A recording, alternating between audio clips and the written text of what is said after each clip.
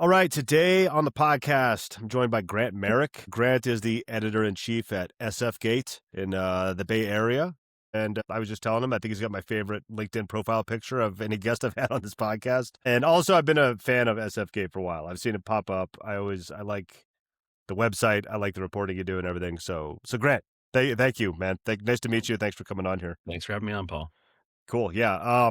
I start every podcast the same. I'd love for you just to tell me and the audience a little bit about your background, your local media, kind of your story that's led to you where you're at now. Sure. So I grew up in Southern California, Palm Springs area. I went to school at Cal and have spent the second half of my life living in the Bay Area. I have been a journalist my entire life. I worked for my high school paper and my local paper. I worked for the Daily Cal as soon as I got into Berkeley, and then have done magazines, newspapers, digital journalism. I've run large newsletters. I have worked in PR. I've done copywriting. If there is a job that involves media, I have tried it. And landed at SFGATE. It's about 7 years ago now. And love it. When I started here, we had 21 people on staff. We now have a staff of 60.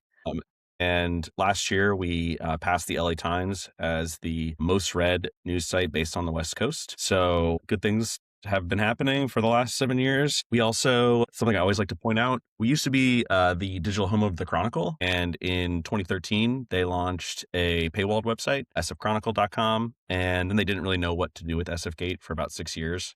And then brought me in 2019, and I was like, you got to separate the two brands. So we have had a separate independent newsroom ever since. We are on the first floor of the Chronicle building. Chronicle is on the third floor. So when I say we're separate newsrooms, we literally are separate. Literally. And we're also free. So I think we're one of the, not just the largest, but also the freest. You don't have to pay anything to read any of our journalism. And I will say too that, since I've taken over those extra 40 people that we've added, it really has been an expansion to cover all of California. And we now have journalists in 23 different cities across the West Coast. We have literally are covering the state top to bottom, coast to Sierra. And we're really proud of that. Last year, we also launched an initiative to cover the national parks in the American West. We have hired journalists to cover clusters of parks in the Pacific Northwest, the Southwest, and Big Sky Country, in addition to all of the California parks, which we've been covering for years. So we really have expanded our footprint even beyond California now, which is very cool. And a lot of these, places are media deserts. They get a lot of rote travel journalism. And I think the stuff that we are trying to do is, good, deep feature journalism about, the people and places that, we think are important and have stories to tell that aren't getting told. That's awesome. My next kind of question was just talk a little bit about SFGate, but I think you did a really good job of that right there. I'm curious. That's why I love doing the podcast. I never know where it's going to go. So you grown from 21 to 60 and from what, 2019, 2020 to now? That's impressive. Could you talk a little bit about what you attribute that to? If you've been there for the whole ride, that's because the narrative of this show is trying to combat is local news is dead. It's not just local, I guess, but I'd love to hear what you've done. Yeah. Yeah. So, when I started, definitely it was sort of a, what are we going to do? What are we going to cover? And the first expansion that we made was we hired someone to cover Disneyland, and do legitimately really good deep feature journalism about Disneyland. That's a cool beat to land. And we hired someone to do Tahoe. And Julie Brown Davis is she was our Tahoe editor. She's now our California Mountain Towns editor, but she grew up in Incline Village and then was priced out of living there. And now lives in Reno. So we hired an actual local who knows Tahoe better than anybody to cover it. We hired someone to cover the Central Coast, which we feel like is just dying for more journalism. Andrew Pridgeon lives in Los Osos. He literally drives up and down the coast constantly. He's originally from Bakersfield, so he covers the Central Valley for us as well. That man has put some serious miles on his car. And then we hired someone to cover Hawaii. The Bay Area sends more tourists to Hawaii than anywhere else in the entire country. So they're all places that we think that the theory was basically that, people in the Bay Area have, emotional connections to these places. Either, they go to them once a year or 10 times a year, or they have a childhood memory from going to one of them, or like, some sort of impact was made on their life at one of these places, or they're just aspirational places they want to go to and they never actually have pulled the trigger. And, for us, all of these places really don't get a lot of deep feature journalism. Their local papers, I worked for some of them, have just been absolutely gutted. And we thought there was a readership opportunity there. Not just to give more good journalism to our readers who we know care about these places, but to locals in those communities who are like, well, we have this one tiny newspaper with 3 people who run the entire paper, and now they're down to 2 people. I think that there's just a lot of opportunity, and it worked. We hired all those folks in 2020. During the pandemic, I think sort of across the country, every journalism outlet had a massive spike in readership because people were afraid and they were scared and they wanted more information, but also they just were sitting at home on their devices, constantly looking at stuff. And for most outlets, they had a massive dip the year after that. 2021, going into 2022, like everyone lost that giant COVID bump. And for us, we continued to expand and kept that bump, which the readership for us is ultimately, because we're a free site, what pays the bills. So we just continued to expand where we were covering places. And the payoff has been our readership has stayed at over 300 million visits per year, which is wild. It's like so many visits at an era when I think. Yeah, and it's like it's also in an era when like it's harder than ever to get people to read stuff. And it's not just that, people don't want to, it's that getting exposure to them really is limited to a lot of social media sites. It is limited to Google, and like it's constantly changing algorithms, constantly making things more challenging. AI is now just feeding people snippets of every single story that's ever been written. You don't need to click in and read anything. So for us, it was like really about, let's try to understand who our reader is and what they're interested in reading more about and make our expansion bets in those places. And so 2 years ago, we launched a LA bureau. We hired away Eater's top writer, Farley Elliott, to run the bureau. He's an LA kid. He has eaten infinity burgers in Los Angeles. He is one of the most talented journalists I've ever worked with. And we added folks to cover food, the outdoors, and culture. And the idea there was like, we don't want to launch an LA bureau and start writing about the Dodgers. People here do not like the Dodgers, but we're like, I go down to LA a couple times every year. And, if you give me some great, interesting food story, it's probably going to be something that I add to my list. If you tell me about some, fascinating hike to a weird thing, I'm probably going to go on it next time I'm there. If you tell me there's a secret celebrity tunnel that I can walk through, I'm going to walk through that secret celebrity tunnel. And they're just doing great, really interesting journalism about a place that I really care about because I'm from Southern California, right? Like I am literally the reader that I am trying to reach, which is someone who has an emotional connection to that place. And then this past year, like I mentioned, the national parks expansion, it's been our most successful one ever. 12% of all of our visits last year were to national parks content. It has like surpassed our wildest dreams. And, a couple things happened there. One, we went and hired tremendous, like the best parks writers in all of these regions at the exact moment when the federal government was attacking the National Park Service. They were laying people off. They were increasing fees. They were making it more challenging for people to visit the parks and not run into issues or problems. And that has only continued. They now have, the federal government has instituted a rule that no park rangers at any of the parks can speak to the media. Everything has to go through a regional director who is read in on what they're supposed to be saying at all times to further truth and prosperity in America. And it has meant that, we are really equipped, unlike any other outlet, to be able to cover what is happening to the Park Service and the park system. It's really interesting. And like we just kind of nailed it right at the exact moment that, you hope that you were set up to do that. And it's meant that, the New York Times, the LA Times, Washington Post, everyone's following a lot of our reporting on a lot of these places, on a lot of the things that are happening, because we have folks who are on the ground, who grew up in these communities. Our Big Sky Country editor, Kylie Moore, she lives in Montana. She goes to the parks every weekend. All of these folks are people who live and breathe these communities. They are right next to all of the gateway towns. they're well equipped to be able to do really good journalism in these places, and they're not parachuting in when there is a crisis moment. And I think the quality of their journalism reflects that, and the readership does, right? Like people want to know what's Yep. happening to these places that they care about.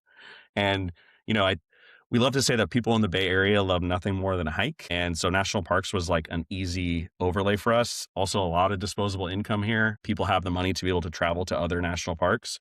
But, we really pretty quickly realized like everyone in America loves a hike. And even if you've never been to Yosemite, you wouldn't mind considering going to Yosemite. So knowing what's happening in like the crown jewel of, the American Park Service system is important. Yeah, that's awesome. I love Yosemite. I've only been there once. I really need to get back there. Very cool. I was assuming when I asked that question that the beginning of it would be the COVID bump, because Yeah. everybody saw that pop. But that's, man, awesome execution, and interesting way of getting there. They follow right about what people are emotionally connected to. Imagine that. I also got to say, man, can I just give you my application? I could do the burger beat. I can do the Hawaii one, the Disneyland one, the mountain town. I'll take any of those. Sound like Yeah, a fun. Sounds like a fun there's place to not a lot work. of turnover for these beats, I gotta tell you. Once Right? people get the job, they're like, this is the dream job. I hear a lot on our staff, which is, great. It's what you want to hear. Yeah, that's awesome. I lost my train of thought. That's okay.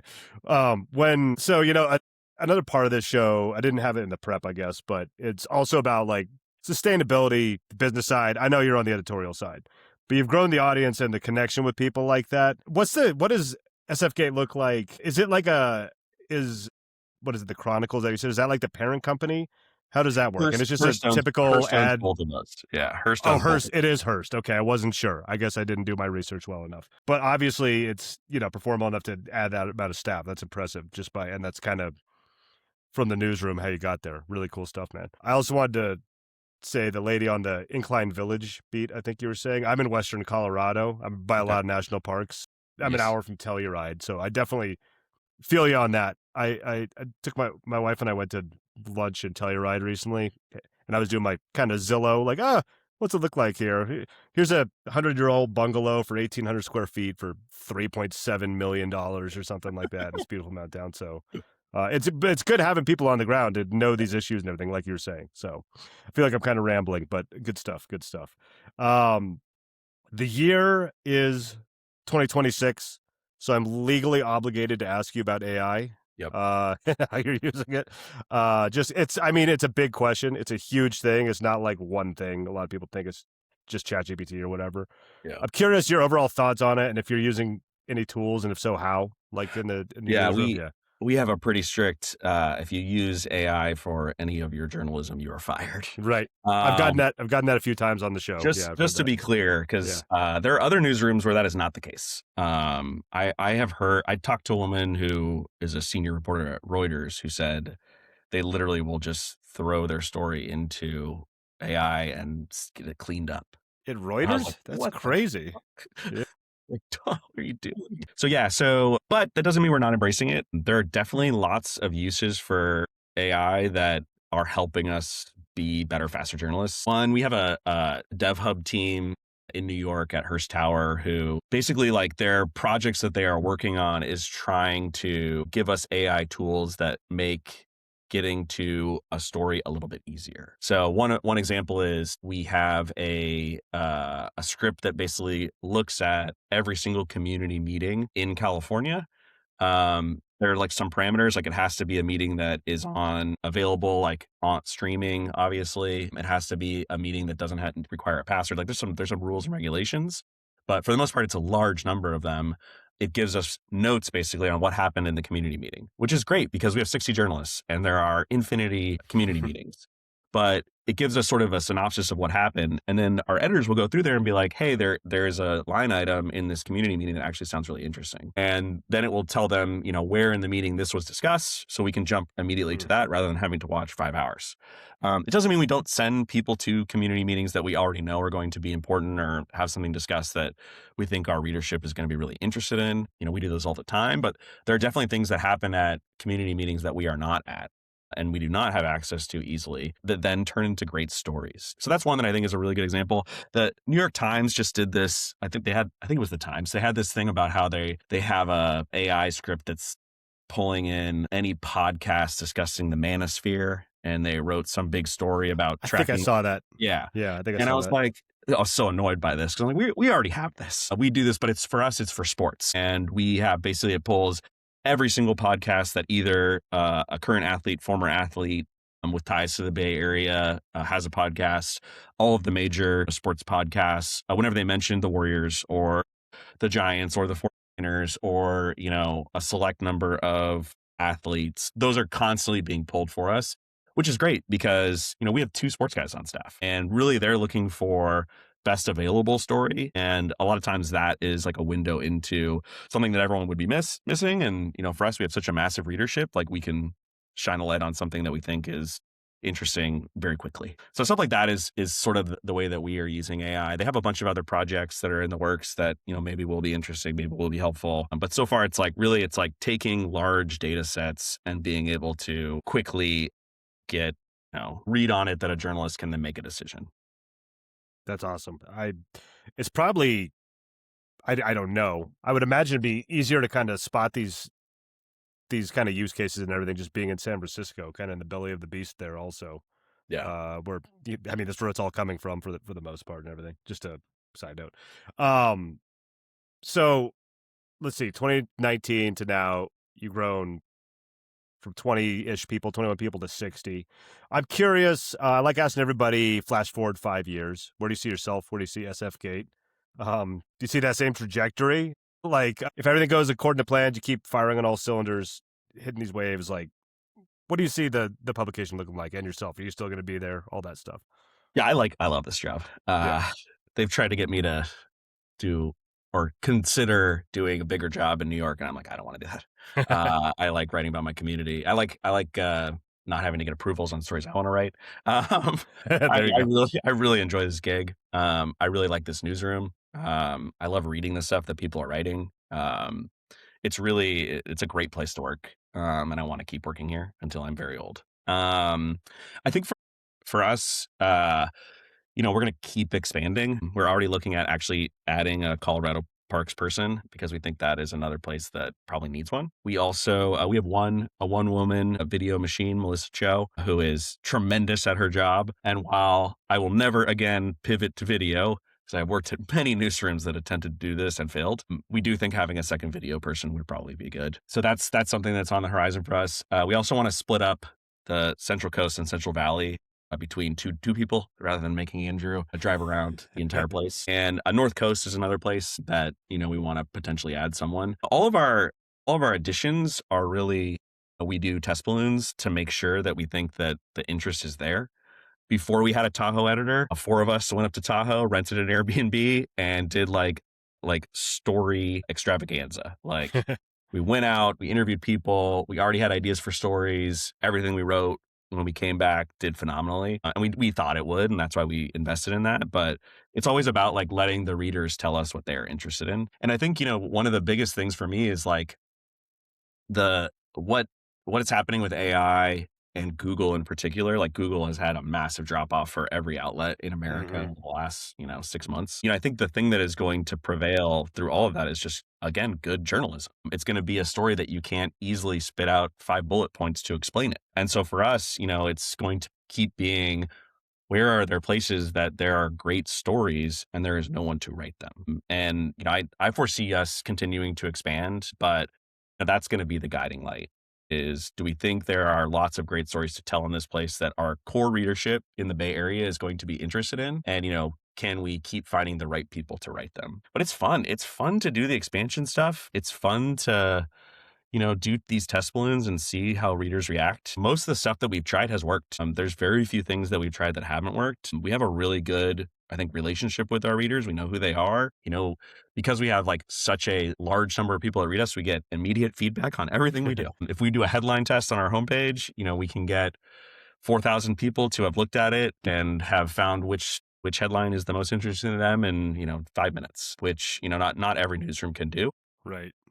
But it means that, if we take this like really analytical approach to continuing to grow, we can make sure that it's sustainable. Because the thing is, like, I don't want to go hire someone, fail, and then have to let them go. In the 7 years I've been here, we've laid off 0 people.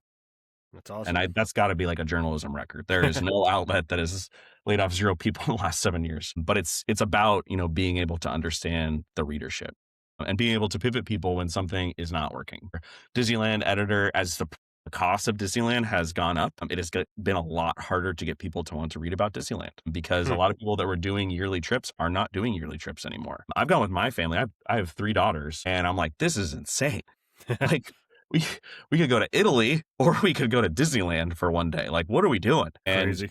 so she's pivoted to do more general travel journalism in Southern California, where she'll still write occasionally about Disneyland stuff, but not at the same velocity she was before because like the readership is not there in the same way. So it's great. Love it. I foresee in 5 years that we're still going to be kicking butt. Hopefully we'll still have 0 layoffs and have a bunch more people writing more great stuff for, communities that need it. That's awesome, man. Your instincts are in the right area. The title of this one is going to be just understand your reader or something. I mean, it's obvious. The proof is in the pudding. Really cool stuff.